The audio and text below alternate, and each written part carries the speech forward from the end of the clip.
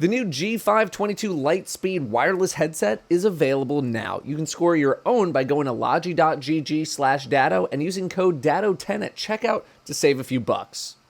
The Final Shape era is coming to a close, and with it, episodes 1, 2, and 3 will be removed from the game, which means the sources of the weapons from within this content will also be removed. Today's video is your refresher on what weapons I think you should be picking up before it all goes away.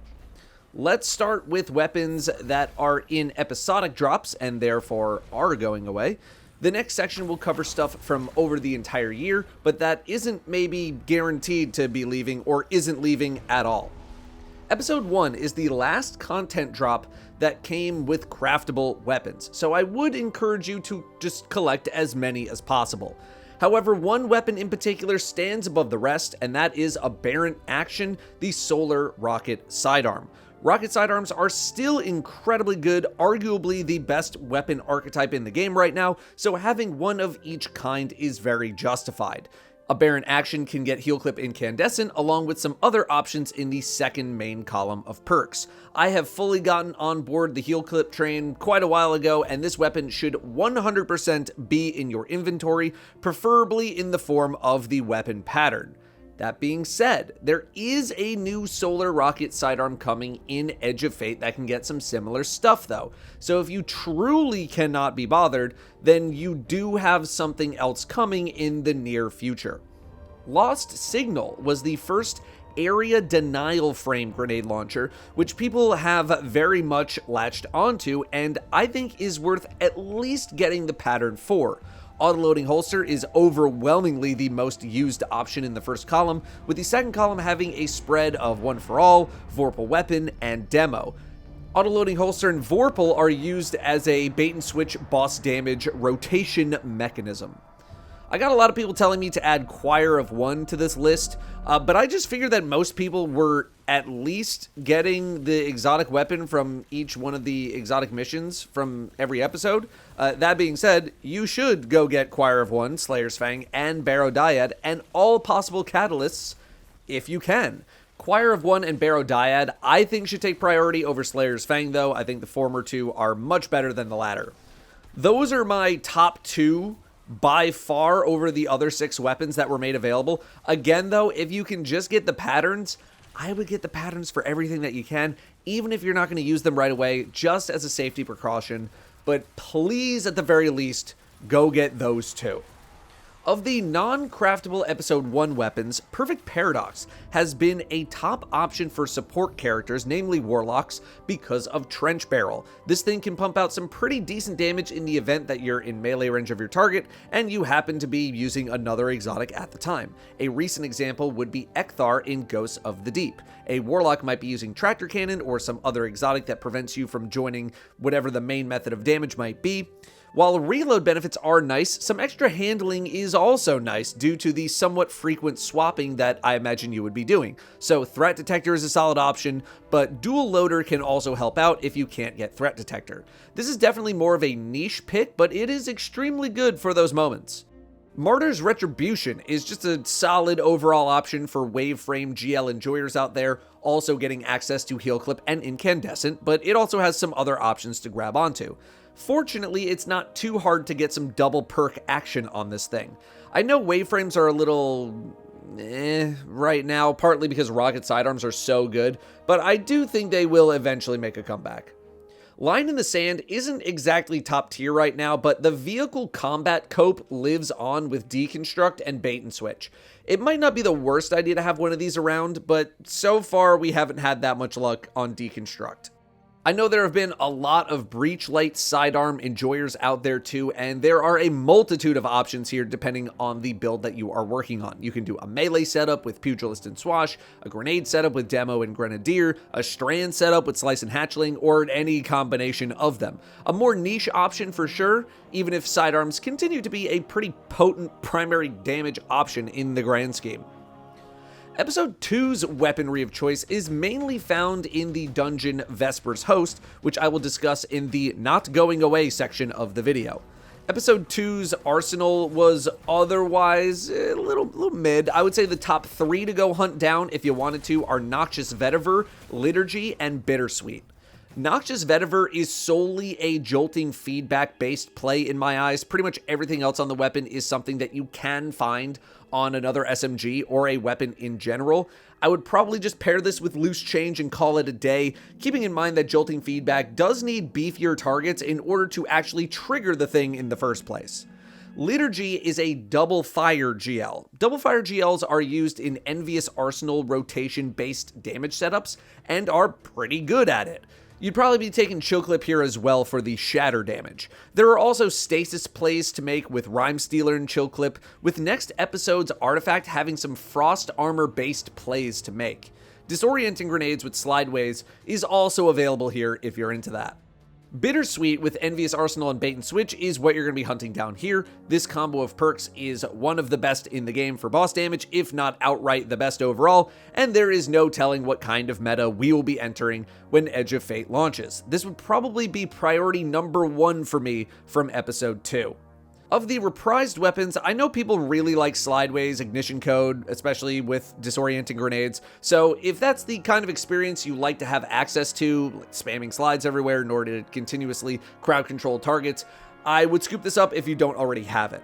Grid Skipper does have Repulsor D-Stab as a combo. I've spoken at length about this combination of perks already. I think they are fine, but if you are an enjoyer of that, Grid Skipper is here for you. Chroma Rush can also get some decent stuff and is a very well-liked weapon. Both Sojourner's Tale and Scavenger's Fate have the Discord Harmony perk combination, which I do think is a fun combo to mess around with, and I do think Discord is still a bit of a slept-on perk, but I would understand if this combo isn't for you. Moving to episode 3, this is more of a mixed bag as well, but there are some good options here. Adamantite is the first support auto in the kinetic slot, and for that reason alone, you might want to have one on standby, as support autos, at least the healing that they can do, are pretty strong. How you wish to spec it, though, is up to you. You can go fully into support with Reciprocity and Circle of Life. You can go more strand-themed with Slice and Tear, or maybe Hatchling. You could try to focus more on damage with maybe Subsistence and Frenzy, or something like that. But fully speccing into one category will leave you a little bit weak in another. Psychopomp is another area denial frame that I think people have been enjoying. I'm still not completely sold on Rolling Storm as a perk just yet. I want to see what things are like without the insane bolt charge support from episode 3. This does have Envious Arsenal for boss damage rotations as well, in addition to elemental honing if your setup enables it. Abyssal Edge has some flash counter redirection tech to take advantage of. I'm mainly looking at you, Stronghold Titans, in case that's something that you want. Watchful Eye, on the other hand, is just a really solid arc machine gun, although Terminus Horizon from Rite of the Nine, Spire of the Watcher, is also a good option. My number 1A overall recommendation here is probably Aberrant Action, even with the knowledge that another solar rocket sidearm is coming. It is a weapon that I think is incredibly useful and good overall, that I think basically every single person playing the game can benefit from in the majority of the content in the game.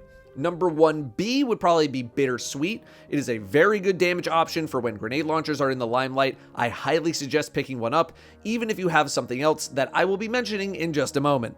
Most other weapons available are just there if you want them, or you want to try some things, or want to cover more bases. Obviously, stuff that doesn't have as many of those frames available, looking at you, Area Denial GLs, for example, should have a bit more priority than something like a primary weapon.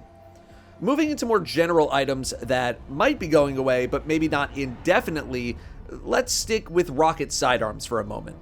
Tanaja's Mastery is an Iron Banner weapon, and I believe there should be one more Iron Banner before the expansion. A Tanaja's with Chill Clip, at the least, is 100% something I think you should chase down. I did an individual video on this weapon when it first came out, and I did think it was good, but maybe not mandatory. However, if you run pretty much any amount of endgame content, I think this is a bit more mandatory. And even if you don't, it is still one of the best weapons in the game, with Chill Clip providing damage, slows, and freezes. Continuing in Rocket Sidearm world, Lotus Eater is a Void Rocket Sidearm from GM Nightfalls, which can get some good damage or Void perk related rolls. Repulsor D-Stab is here, Recon 1 for All is here, a combination of the two also works if you build for it, Withering Gaze is here for a utility play. The final week this sidearm will be available in GMs is the week of the July 1st reset. Essentially, you should have access to as many rocket sidearms as possible going into Edge of Fate while they are still this good. The call from Final Shape is craftable, but you should probably have that already, and it's also not going away in July. Next, let's move to dungeons. You do need the Final Shape Dungeon Pass to access these weapons, but the dungeons are staying in the game as far as I'm aware. Therefore, these weapons don't really have as much urgency to them, but it's probably going to be easier to farm them right now versus in the future because more people are probably playing them right now versus in the future. Vesper's Host does have some insanely good weapons. 3 out of 4 of them are bangers. Chill Inhibitor, which you should have picked up from the Gunsmith by now, has Envious Arsenal and Bait and Switch, which is the combo to grab on this thing, and if you cannot be bothered to go grind Bittersweet from episode 2, please go pick this up from the Gunsmith or grind it out. Velocity Baton has the orb printer setup with attrition orbs, but now that destabilizing rounds are better, I would consider getting another copy with destabilizing, and probably demo or something in the first column. Repulsor, I guess, is acceptable as well. Gravitic Arrest is probably the weakest of the bunch, with Withering Gaze being one of the more main appeals for a PvE weapon. While Withering Gaze hasn't seen much of the limelight, you never know when its use might come into play, although there are quite a few Withering Gaze options out there, like Lotus Eater, which we just talked about.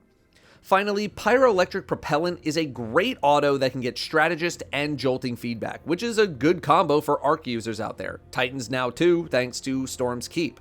Remember though that starting in Edge of Fate, all perks that give ability energy will now scale with that particular stat as opposed to a flat amount of energy though, so keep that in mind. I review this information a bit more in depth in my Preparing for Edge of Fate video in case you're out of the loop, so go check that out next in case you need a refresher.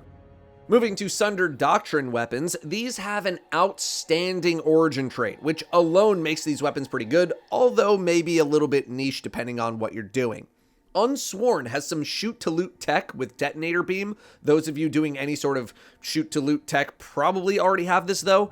That being said, this is a very good trace rifle, one of the best legendaries available, but that's mainly something that I think will be directed more towards support warlocks with Cenotaph. You don't need to stay locked to shoot to loot though. There are other good options here too. Unworthy is an Arc Scout with Arc things on it. So if you're an Arc enjoyer and a Scout enjoyer, you probably have one of these by now. It is a rapid fire frame, which is my favorite of the Scout frames. Unloved is just a really solid hand cannon overall, but it is a heavy burst hand cannon. So if that is not something you are willing to tolerate, then it's probably a skip. I've been getting a bit more time with it recently, and it is growing on me a bit. Finally, Unvoiced was previously a PvP-focused weapon with its perks, but now that Redirection got some buffs very recently, it, combined with Bait and Switch, can do some really serious damage. The only problem is that you have to stack Redirection up quite a lot, and that's not always going to be feasible to do. Still, it is something that I'll be working towards during the last month to have it in my back pocket. Next up, we have the raids, Vault of Glass and Garden of Salvation, both getting weapon refreshes, and they are craftable, but again, neither of these raids are going away. The current best rocket in the game is Hezen Vengeance. This is one of the top 5, top 3, maybe top 1 weapons to go get in the game, just generally speaking. Envious Arsenal and Bait and Switch, plus a great boss damage origin trait in Time Lost magazine. Get one with both of those perks, get the crafted, whatever you gotta do. If you want to take it a step farther, you try to farm the Adept version with perks like Overflow and Bipod and Tracking and whatever else is on those things for some extra rocket ammo and damage tech. But at the very least, get one with Envious and Bait. The snipers, Praetor's Revenge and Omniscient Eye, are also things that I would consider getting while you're in there for any sort of sniper-based setups going into the future, or potentially some Envious Arsenal setups as well. The fusion rifle Zealot's Reward from Garden is also a great PvP option with strong PvE capabilities too. Otherwise, while I do think that many of the weapons available in these two raids are very strong, I don't think they're as desperately needed. Like Reckless Oracle, the Void Auto can get D-Stab 1 for all, which I've been using quite a lot recently, and I really like it. But there are just so many good primary weapons out there that I feel like it's rare to say that something like a primary weapon is a desperate need to have. Corrective Measure, another great weapon, great machine gun. There's other options available too. Fatebringer, like anything from the raids, they're good, but you gotta want them. When it comes to Rite of the Nine specific weapons, not just dungeon drops, but Rite of the Nine specifically, I just made a video, so I'm gonna keep things pretty brief here. Cold Comfort with Envious Bait is a decent alternative to Hezen Vengeance, although you really should go get a Hezen Vengeance. No Survivors with Heal Clip Incandescent is a solid SMG option, even if SMGs are not spectacular right now. Wilder Flight from Spire is for those looking to really min-max your Envious Arsenal bait and switch rotations for boss damage. And from Prophecy, the only thing I'm really eyeing is more of a niche pick in a sudden death with Discord and Redirection to try to stack up Redirection for free, although it's not exactly working as intended right now. There's also 1-2 Punch and Trench Barrel available to get at the same time on this thing, which I figure is going to turn some heads. Finally, just some straggling information and final weapons. I tend to forget that Nightfall weapons can be decoded at Zavala because I just never go here and I just get adepts in GMs. But there is a lot of good stuff to be had. Rake Angle is no longer in the Nightfall weapon rotation, but if you got it before, you can buy some normie versions along with anything else here. Scintillation, the Slammer, Lotus Eater. A lot of this stuff is good. Okay, so I know that's a lot, but I went a bit more broad with the picks this time around. Again, to recap, Baron Action and all Rocket Sidearms are a get. Hezen Vengeance is a get. Chill Inhibitor and Bittersweet are gets. If you are doing anything at all to farm some weapons, please prioritize those. Feel free to post your own suggestions for weapons in the comments. I know there is plenty out there that's good. But I just didn't want to replicate like all of the weapon rolls in one video because otherwise I just would have done that. Thank you very much for watching. I will see you next time.